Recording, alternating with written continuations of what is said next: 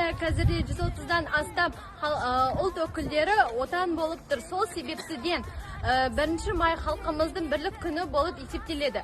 8 А сынып атынан әрбір елдің амандасу түрін қарсы алыңыздар.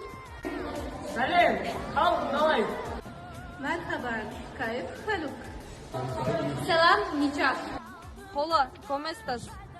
Annyeonghaseyo, 어떻게 지내세요? Merhaba, nasılsın? Салам, қандайсыз? Hello, how are you? Хайкуенти веврифа. Hello, хамустака. Bonjour, comment allez-vous? Sayın Gübayna. Selam, nasılsın?